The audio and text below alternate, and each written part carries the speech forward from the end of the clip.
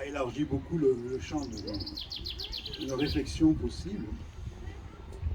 Et je vais dire deux mots de deux auteurs qui sont très engagés dans cette histoire justement de l'écriture et de la communauté. C'est Georges Bataille et Maurice Blanchot. Alors je dis un mot, je ne sais pas si tout le monde apprécie et connaît un peu ces auteurs. Georges Bataille, il est né en 1897, il est mort en 1962. Profession, c'était un documentaliste, il travaillait dans les bibliothèques. Il a été de beaucoup de choses. C'est un poète, c'est un auteur de fiction, c'est un critique, c'est un auteur d'essais politiques. Il est difficilement classifiable vu l'étendue du registre de son intervention. Et on a même profité un petit peu avec avec Maurice Blanchot. Maurice Blanchot, lui, il est né un peu après, il est né en 1907, et lui, il a fait une très longue carrière, puisqu'il est décédé en 2003, à l'âge de 95 ans. Lui aussi, donc, a écrit des fictions, des récits, des textes, beaucoup de textes critiques. C'est un réinventeur un peu de la critique littéraire en France. Une activité critique qui est très proche d'une réflexion philosophique. Georges Bataille et Maurice Blanchot ont été amis pendant très longtemps. Ils se sont rencontrés en 1940 et ils sont restés amis jusqu'à la mort de Georges Bataille en 1962. Leur rencontre, avait au fond peu de chances de se produire. Georges Bataille était très engagé à gauche, il a participé à des groupes d'extrême gauche. Il a très tôt été sensibilisé au problème du fascisme qu'il a dénoncé. Tandis que, à l'extrême, il faut rappeler, Georges Blanchot était plutôt un homme qui s'inscrivait dans une certaine tradition française d'extrême droite. Il a beaucoup sévi dans des revues proches de l'Action française, avec des gens comme Thierry Monnier. Et il n'a pas ménagé son soutien, il faut le dire, dans les premières années, au régime de Vichy. Donc, apparemment, des gens, hors le fait littéraire, qui venaient de planètes assez opposées. Et pour parler d'abord un peu de Georges Bataille, il s'est inscrit dans le mouvement que nous a décrit Henri, un mouvement qui est un cheminement de pensée qui va ne cesser d'exister dans un rapport permanent d'accord et de désaccord avec un groupe. Georges Bataille ne cessera d'appartenir à des groupes et de se séparer des groupes auxquels il appartenait. Il cessera de recréer des collectifs. Le plus célèbre sera le collectif du Collège de sociologie. Et après-guerre, il sera dans le collectif qui créera la fameuse revue Critique. Critique en contre-pied au temps moderne de ça. Et il y a donc d'abord chez lui le groupe surréaliste. Remarquable, à noter justement Blanchot, dans son insuffisance. Appartenir au groupe surréaliste, c'était presque aussitôt en former un contre-groupe, il renonçait violemment. Puis Bataille ira contre-attaque. Il y a en effet Boris Souvarine qu'on a évoqué. Et c'est un groupe là, par contre, loin ne va pas paraître essentiellement littéraire, c'est un groupe où l'action urgente, l'action face à la montée des fascismes, va l'absorber. Comme le note aussi Blanchot, c'est un groupe qui s'affirme par des tracts qui s'envolent et ne laissent pas de traces. Et enfin, il y aura le fameux groupe acéphale, qui est un groupe paradoxal. C'est le groupe d'une communauté qui ne pouvait exister qu'en produisant son propre anéantissement. Déjà dans le paradoxe un peu de la pensée.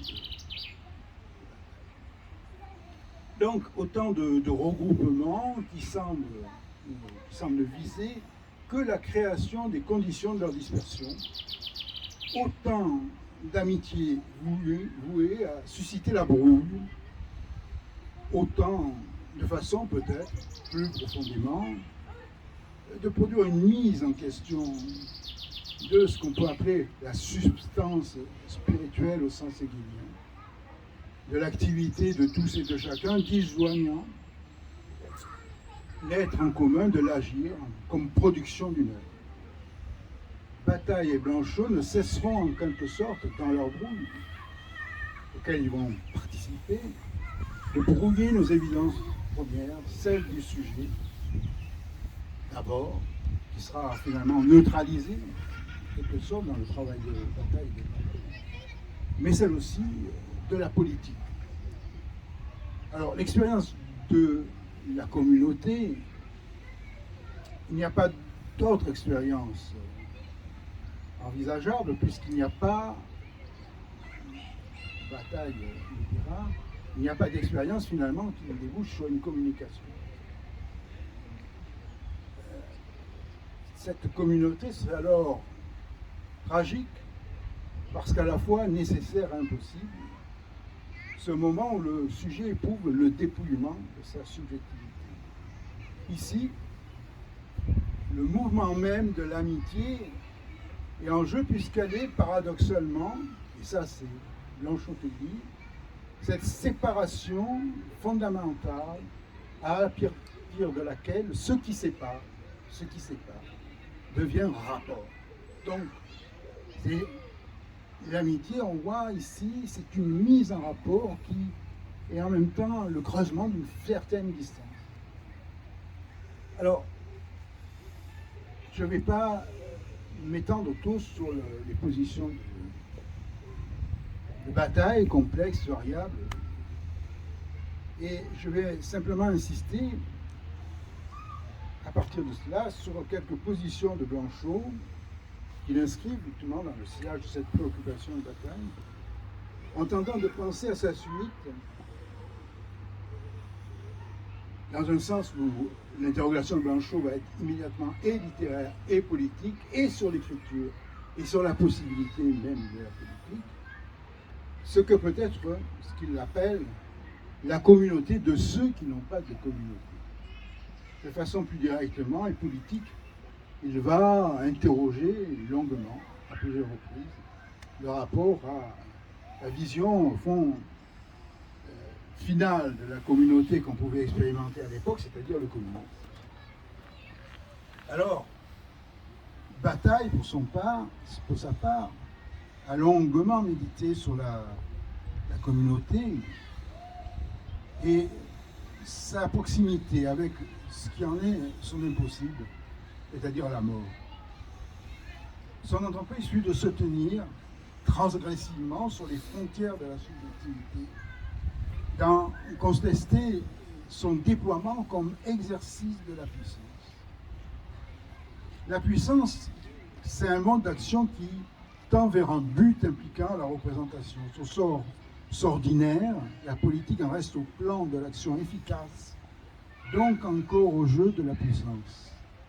À l'encontre de la puissance en tant que volonté de savoir, de prévision, de calcul, d'exercice, donc d'une maîtrise sur les choses, comme sur les hommes, l'expérience de la souveraineté, motif essentiel de la pensée de Bataille, l'expérience de la souveraineté comme absence de but et essentiellement l'ouverture à l'indéterminé.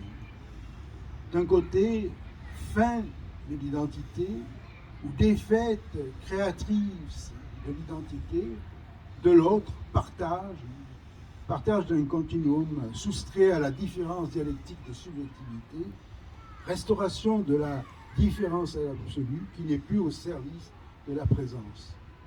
Ainsi, l'expérience communautaire ne pourra plus renvoyer qu'à celle d'un évidement intérieur, l'évidement de l'intériorité.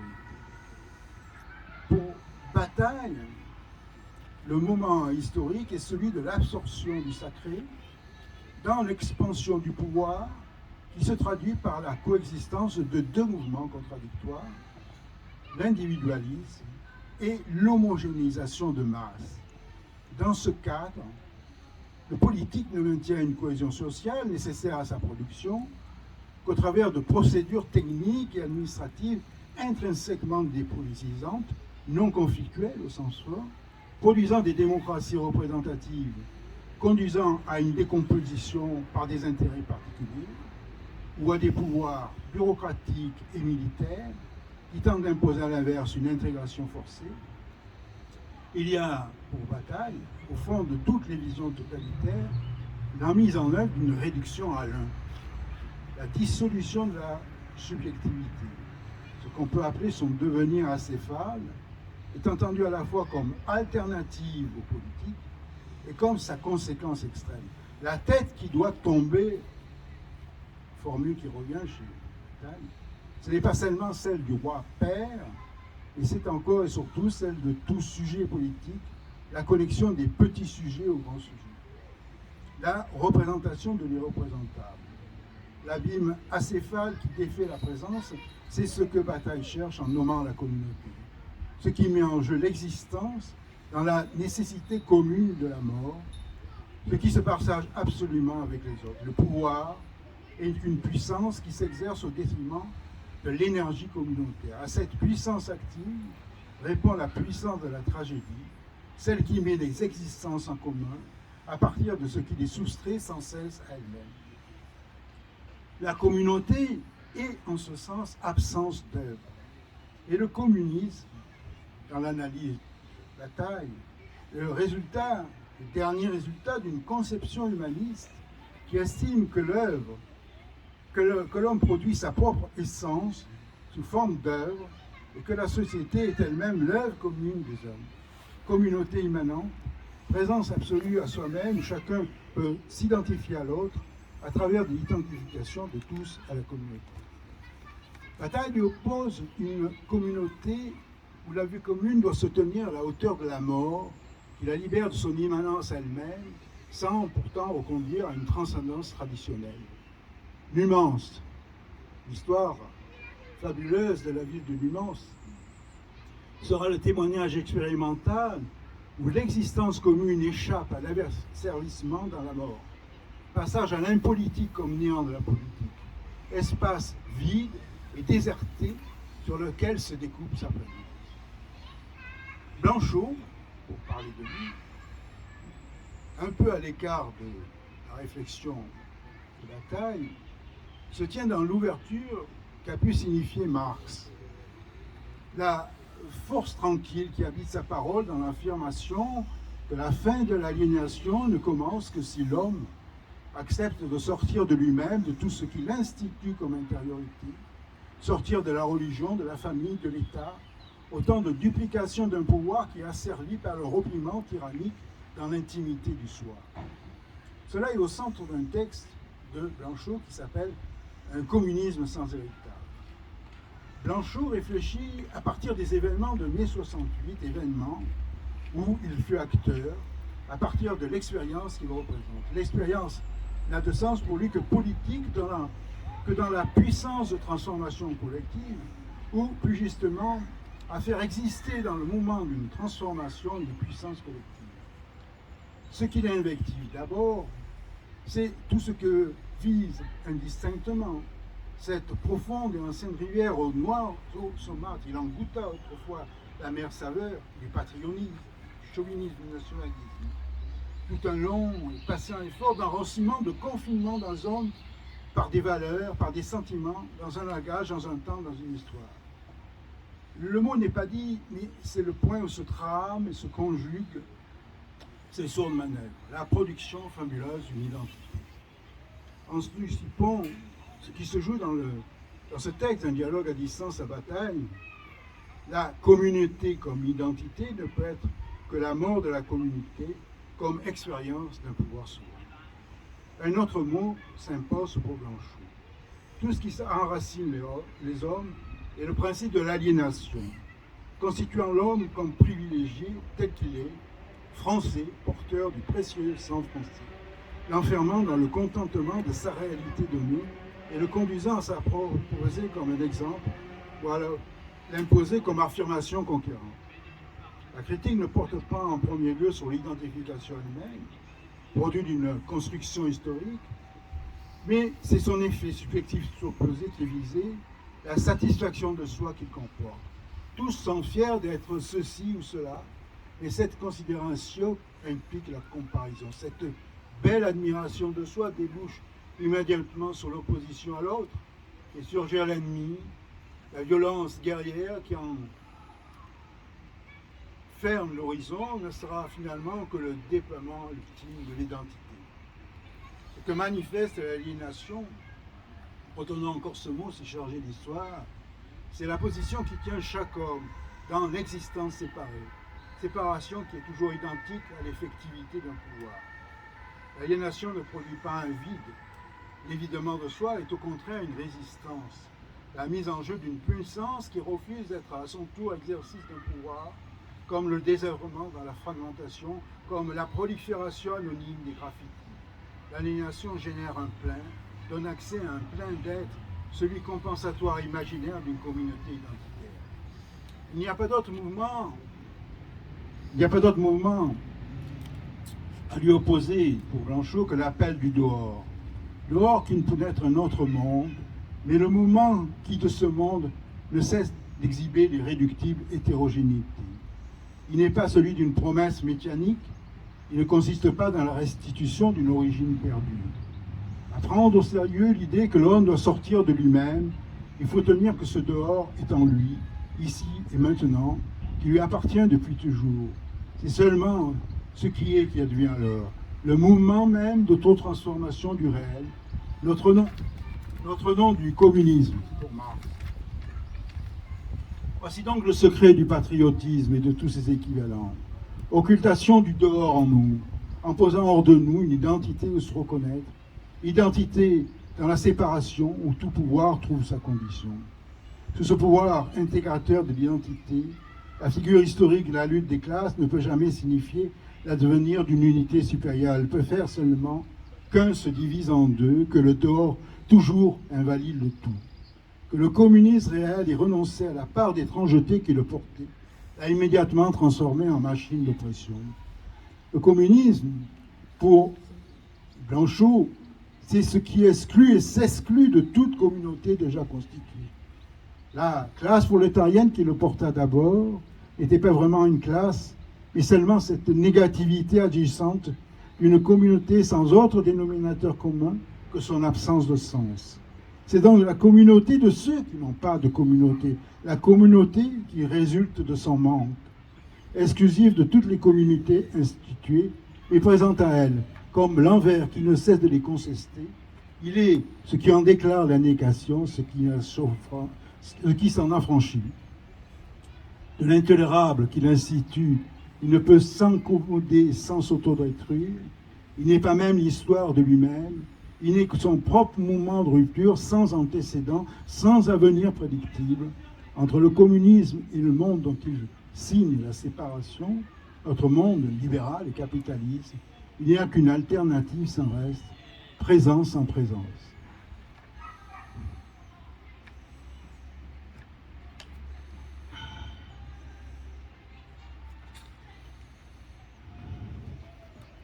Alors, on a souvent évoqué, et là on revient sur l'expérience assez déterminante dans l'évolution de Blanchot, qui a été l'expérience de mai 68. On a souvent donc évoqué dans la littérature d'analyse politique les mobilisations du peuple dans la rue comme la célébration révolutionnaire du seul surgissement du pouvoir constituant, participant d'une temporalisation plurielle du politique. Il s'agit du phénomène qui semble être le seul où l'on puisse caractériser une présence du peuple, entre guillemets, en personne. Les moments forts des manifestations du peuple créent un sentiment de solidarité, comme l'esquisse d'une communauté nouvelle qui serait débarrassée de toutes les limitations des communautés institutionnelles existantes. Les ébauches d'organisation de cette communauté ont souvent été tentées sans pouvoir jamais perdurer. La communauté particulière, qui s'éprouve dans le moment du surgissement du pouvoir constituant, résiste à toute institutionnalisation. Elle ne parvient pas à s'inscrire dans la durée. Elle est bientôt absorbée et défaite par les logiques de pouvoir organisatrices et bureaucratiques. Il y a un absolu de la logique des commencements qui échoue à se convertir au projet d'organisation politique durable. Ceci duplique ce qu'on disait sur les communautés littéraires qui commencent mais ne peuvent se maintenir. Elles ne demeurent qu'en fonction d'alternatives utopiques nourrissant nostalgie et espérance, celle du soulèvement contre l'ordre du temps, toujours possible parce que nécessaire. Dans ces mouvements d'effervescence collective, la sociabilité, dont elle est l'épreuve et la preuve, dans une sorte de suspension ou d'une fracturation du temps ordinaire, opère une neutralisation de la domination, expérimente le temps et le lieu d'une non-domination.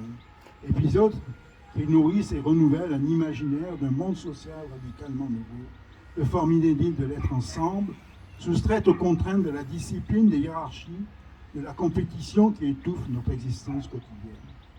Un monde social où se manifeste en permanence une générosité mutuelle qui ne serait pas de l'ordre de l'assistance ou de la compassion et découvrirait spontanément du sentiment de la force que tous et chacun tirent de la participation immédiate à un collectif, cette saisie transindividuelle de la puissance de la multitude.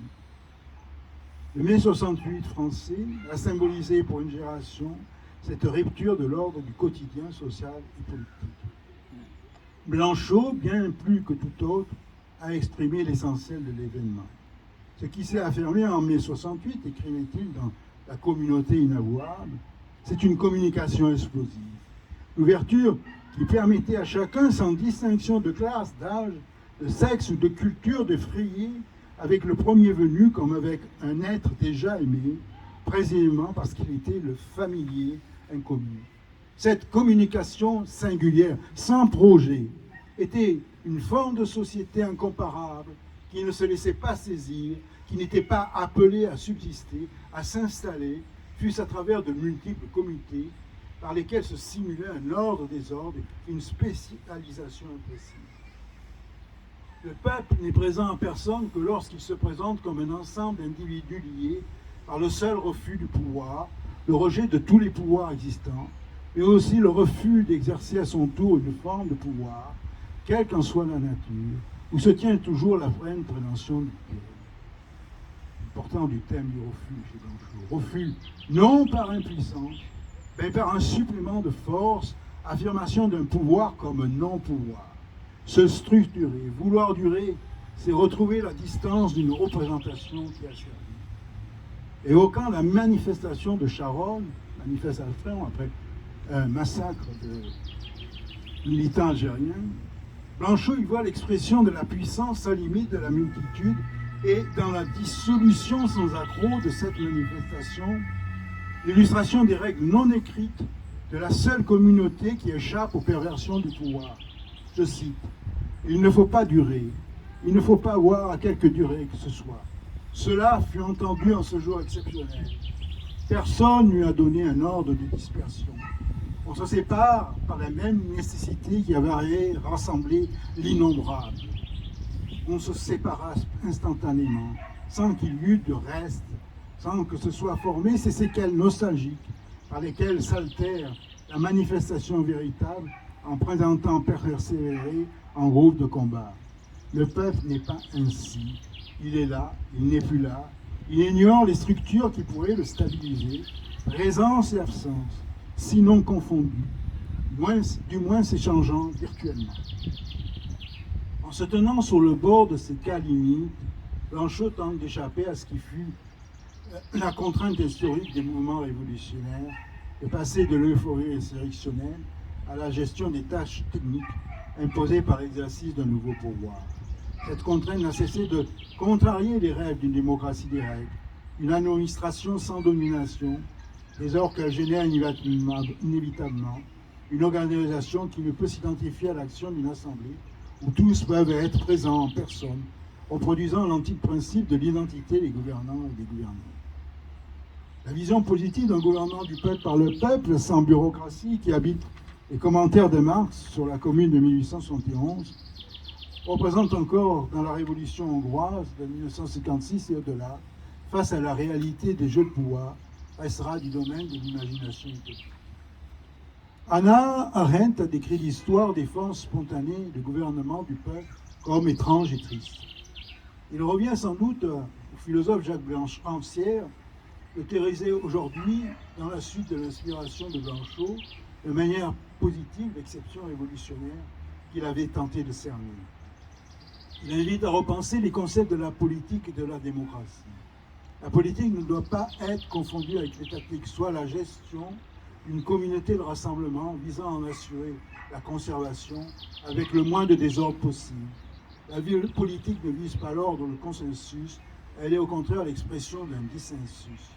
Elle est action sans télos, sans débouché institutionnel imaginable, de remise en cause répétée de toutes les formes organisées du rassemblement des ordres. Le terme de démocratie peut garder un sens, c'est la condition d'être dissocié de toute représentation d'une communauté instituée.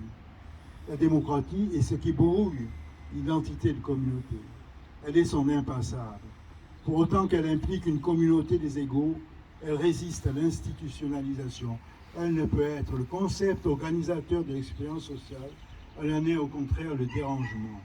La temporalité de la politique, activité ponctuelle et provisoire, c'est l'activité discontinue de l'exception égalitaire qui ébranle par intervalles l'ombre nécessairement inégalitaire de cette société. Cette temporalité singulière implique un mode de manifestation d'existence épisodique du peuple en personne, qui ne coïncide avec aucun collectif identifiable dans les catégories usuelles de la théorie politique ou des sciences sociales. Le démos ne prend corps que de façon toujours imprévisible et passagère dans les éruptions sporadiques de l'idéal égalitaire, dans n'importe quel lieu, dans l'effraction, violente en ce sens, aux frontières de la légalité, par lequel des êtres exclus de la sphère politique institutionnalisée s'introduisent dans un lieu qui tient son existence de leur exclusion. Cette communauté des égaux n'a pas de propre, elle ne fonde aucune identité collective ou individuelle, et les processus de subjectivation qui lui correspondent sont des processus de désidentification et de déclassification. Relisons encore Blanchot, je le cite. C'était là encore l'ambiguïté de la présence, entendue comme utopie immédiatement réalisée, par conséquent sans venir, par conséquent sans présence, en suspens, comme pour ouvrir le temps, en au-delà de ses déterminations usuelles. Présence du peuple, il y avait déjà abus dans le recours à ce mot complaisant, ou bien il fallait l'entendre non comme l'ensemble des forces sociales prêtes à des décisions politiques particulières, et d'un refus instinctif d'assurer aucun pouvoir, dans sa méfiance absolue, à se confondre dans une quête d'un pouvoir auquel il se délèguerait, donc dans cette déclaration d'impuissance. À nouveau ici, la figure de l'amitié et la camaraderie sans préalable, qui véhiculait l'exigence d'être là, non comme personne ou sujet, mais comme les manifestants du mouvement fraternellement anonyme et impersonnel. Le peuple ne se laisse donc pas saisir dans la présence. C'est en cela qu'il est redoutable pour les détenteurs d'un pouvoir qui ne le reconnaît pas, ne se laissant pas saisir, étant aussi bien la dissolution du fait social que la rétive obstination à réinventer celui-ci en une souveraineté que la loi ne peut circonscrire, puisqu'elle la récuse tout en se maintenant comme son fondement. Mai 68 fut donc la révolution et fut une fête. Et dans toute fête, il y a cette révolte, risquons le mot, une orgie civile, qui n'est pas le vertige de l'ivresse, mais l'ivresse du prestige que procure ce suspens sans finalité, du confinement social dans les catégories du quotidien. le sabre de Mishima fouillait ses entrailles pour révéler le néant qui est en nous. Et sa lame ne pouvait que séparer de notre propre existence séparée. Ici, il n'est plus d'existence qui l'imitait. À la fois, un homme ne se distingue en rien des autres, et en lui se perd et s'ouvre un être torrentiel. Un immense éclat de rire nous emporte dans un océan extérieur où tout homme devient un désert et une multitude. Merci Jean.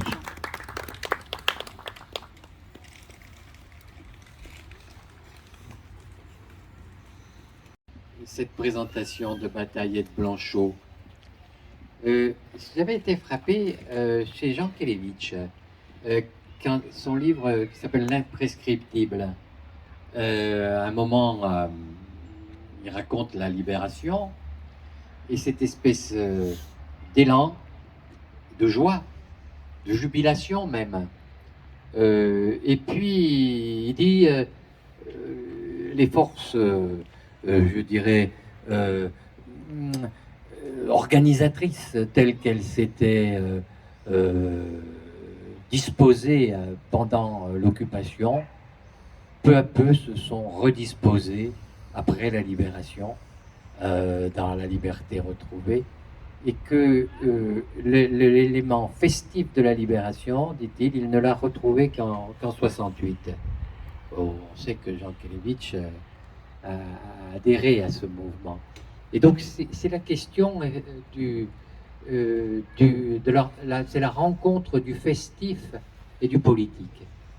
Le politique, il est dans l'organisation, dans l'institutionnalisation. Je pense même qu'il a sa vérité dans l'institutionnalisation.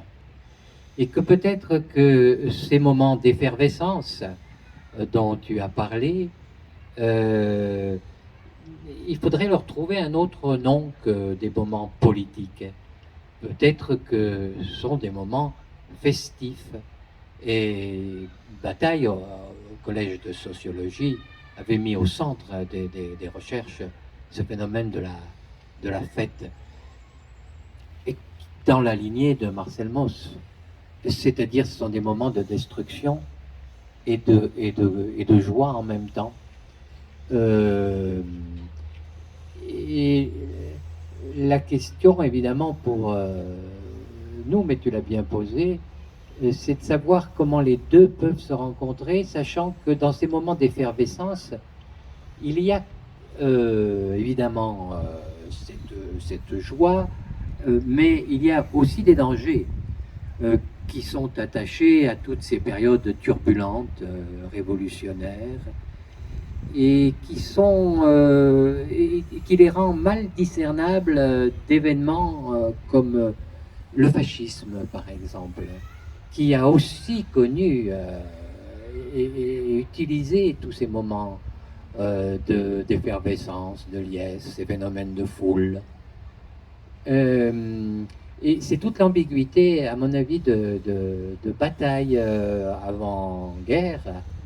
Il était résolument antifasciste, et en même temps, on a pu lui reprocher d'être assez proche du fascisme. Cette question que se pose elle-même Simone Veil lorsqu'elle va en Italie et qu'elle voit le fascisme italien, elle dit il y a quelque chose qui ressemble à de l'inspiration, à un souffle chez fascistes,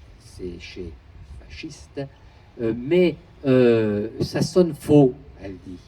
C'est-à-dire qu'il y aurait quelque chose d'une fausse mythologie dans le fascisme, une fausse effervescence qui est plutôt le résultat d'un mouvement pour galvaniser les foules. Mais c'est très difficile à faire la différence avec l'effervescence spontanée dont tu as parlé. Et donc, ce sont des phénomènes à la fois beaux et dangereux, ambivalents. Oui, ben, tu dis quelque chose d'essentiel, puisque au fond, qu'est-ce qu'on entend par politique à un moment donné? Et l'analyse du fascisme, peut-être nous ne l'avons pas encore menée à bout. Mais ce qu'on peut dire pour l'époque, c'est que le fascisme, quand même, s'il utilise une certaine effervescence politique, dans des pays qui sont déstabilisés. N'oublions pas que le fascisme nie dans des pays où la structure État est en effondrement. Et l'ambiguïté du fascisme, c'est de prendre en charge une certaine effervescence populaire, quelque chose où, puisqu'il y a de la chute des structures, il y a quelque chose qui se libère. Mais il la recompose immédiatement dans l'adhésion à une collectivité, à une unité plus forte. En Italie, ce sera l'unité nationale qui n'est pas encore constituée en fait. Et là, en Allemagne, ce sera l'unité de la race. Donc on va reproduire, on va capter par des techniques. Et le fascisme met en place des techniques. Il y a une technologie du fascisme. Notamment, c'est très intéressant parce que ça recommence ce qu'on disait tout à l'heure. C'est-à-dire que le fascisme, par exemple Hitler, tout ça, très tôt, c'est des grands manipulateurs de la radio, du cinéma. On sait très bien que par exemple, il y a des manifestations fascistes qui sont organisées en fonction du fait qu'elles sont filmées.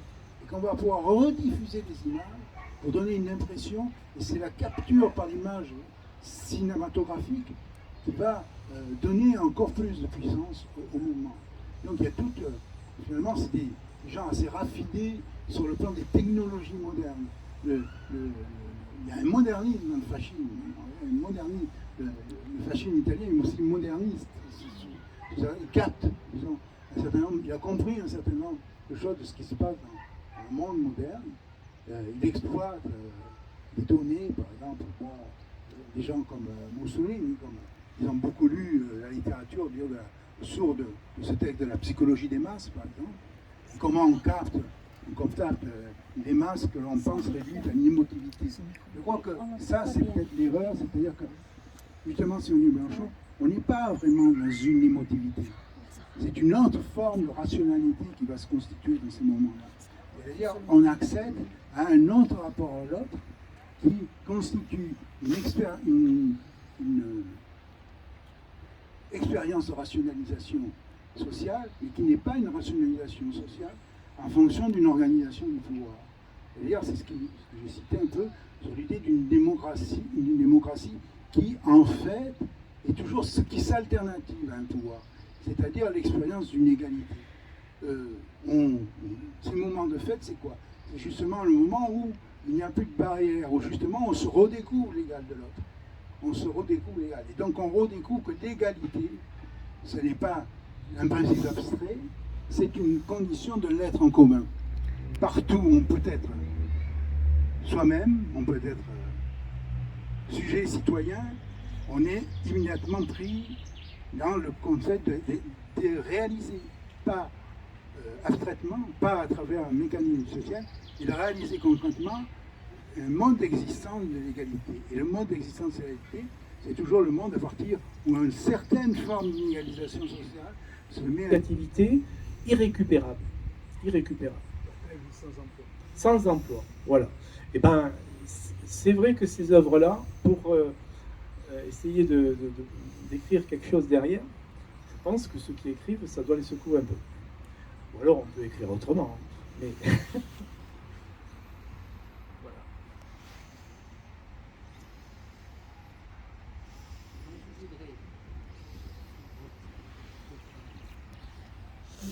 Revenir par rapport à ce qu'on disait tout à l'heure, Serge, Jean, l'un des soucis qu'avait Bataille avant la guerre, je crois, c'est que dans les sociétés industrielles, il n'y a plus de place pour les moments de ce qu'il appelle, lui, la dépense fastueuse, le gaspillage des biens. Et que ça conduit à l'explosion, et notamment les formes d'explosion que constituent les guerres. Et il fait référence à des sociétés ou les révolutions d'ailleurs. Il fait référence à des sociétés traditionnelles, des sociétés peut-être sans histoire, comme on dit, où il y avait des moments festifs qui permettaient de refonder à chaque fois l'institution. Et c'est le moment de la fête, c'est une négativité, mais contrairement à ce qu'il y a chez Hegel, c'est une négativité qui n'est pas inscrite dans une histoire linéaire qui va nous amener vers d'autres époques, mais qui n'a d'autre sens que de refonder la société existante. Et Mircea Eliade a quand même bien, après, a bien montré cette logique. Comment il faut un moment de désordre pour refonder l'ordre. L'ordre premier, c'est un peu ce que tu disais en un sens. Alors, le problème avec les sociétés qui sont les nôtres, c'est qu'on n'a pas ritualisé, accueilli, on ne fait pas une place rituelle à ces moments chaotiques et désordonnés. Et donc, ils prennent la forme d'une explosion inattendue et avec tout ce que ça peut comporter de négatif, comme Serge le soulignait, alors que les sociétés traditionnelles avaient su prévoir et instituer ces grands moments de désordre. Alors c'est le moment où on a aussi parlé des fonctions du carnaval, la culture carnavalesque, ça pour dire que le chaos n'est pas l'ennemi de l'ordre s'il est accueilli dans une structure rituelle et qui sait ce qu'il en est de des sociétés humaines. Oui, Je me suis fait comprendre. Oui, on va essayer. Alors oui, il y a deux choses qui ont frappé Pascal. C'est les sociétés où on organise à un moment donné la dilapidation de la richesse. C'est-à-dire on détruit la richesse. Bon, il y a des sociétés où, à un moment donné, le chef doit devenir pauvre. C'est-à-dire il doit donner tout et c'est presque une malédiction d'être un chef, puisque ça vous condamne à la misère finalement. C'est amusant comme formulation. Et deuxièmement, alors sur la ritualisation, il faudra peut-être qu'elle existe aussi sous notre forme, puisqu'il y a la tradition de la fête, effectivement. Mais la fête, c'était quoi? C'était la licence. On va aller tolérer des choses qu'on ne tolérait pas à la lumière. Bon, le carnaval, c'est connu, mais ça peut dégénérer. Alors, c'est toujours quelque chose d'ambigu, parce que dans la fête, il y a toujours la révolte qui existe. On a l'histoire du carnaval de Romans qui a été, au bout de 3 jours de fête, en fait, c'est tout l'ordre social qui est définitivement bouleversé. Là, il faut une intervention militaire quasiment pour rétablir les choses. Et dans toute fête, il y a ça. Nous sommes encore dans cet imaginaire de la fête qui est une suspension de toutes les conventions, la licence totale. Voilà, hein, c'est ça l'idée de la fête. Mais durée déterminée. Oui, dans des lieux et des durées déterminées, bien sûr, mais plus ou moins longues, etc. Alors, est-ce qu'on a encore l'équivalent de fête? Oui, peut-être, sous des formes différentes. Peut-être que la fête s'organise autrement. On a vu des débordements, là, dans le cadre où vraiment la contrainte sociale ne peut pas s'exercer de manière totale sans basculer dans son envers. C'est-à-dire que l'ordre trop poussé va créer le désordre à un moment donné. Donc, effectivement, l'ordre de...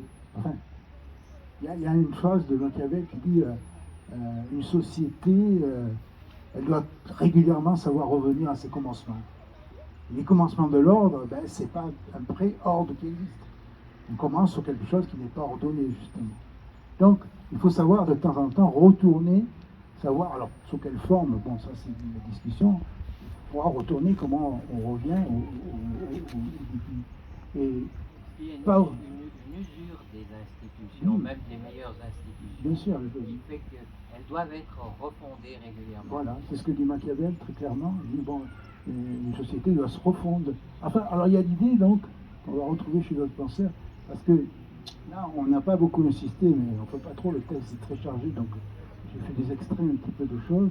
Il y a aussi sur l'idée de, comment dirais-je, de caractère éphémère du sujet politique. Et si on allait un peu plus loin, On peut trouver des échos de Blanchot, moi j'en ai pris chez Rancière, mais par exemple, on pourrait trouver ça aussi chez Alain Badiou. Parce qu'à un moment donné, le sujet, il est lié à l'événement. Donc il y a un sujet, s'il y a un événement, le sujet politique, c'est la fidélité à un événement. Eh bien, c'est ça aussi la question qui est posée par Blanchot. C'est-à-dire que Blanchot anticipe de loin ce genre de réflexion. Et donc il y a cette idée, au fond, où le temps politique n'est pas le temps des institutions. Hein, c'est ça qui est chez Blanchot. Donc c'est l'idée de l'instantanéité, d'une fracture du temps. Et pas simplement les mœurs qui sont gênées. C'est-à-dire qu'on révèle d'un temps qui discontinue quand on parle du temps politique. Le temps politique n'existe pas dans la durée. Parce que la durée, c'est ce que dit Blanchot, c'est la création d'œuvres. Or, son expérience de l'écriture, c'est de dire non, il n'y a pas d'œuvre. On ne fait pas d'œuvre. L'écriture est un désastre, c'est-à-dire une défaite doit être une défaite de l'œuvre. Et ça, bon, je n'ai pas le temps de discuter, mais évidemment, j'en ai dit deux mots quand j'ai parlé de la substance. C'est évidemment quelque chose qui s'inscrit dans une contestation profonde de la pensée hegelienne, qu'on n'a pas tout à fait chez Bataille. Chez Blanchot, il est ouvertement anti-hegélien.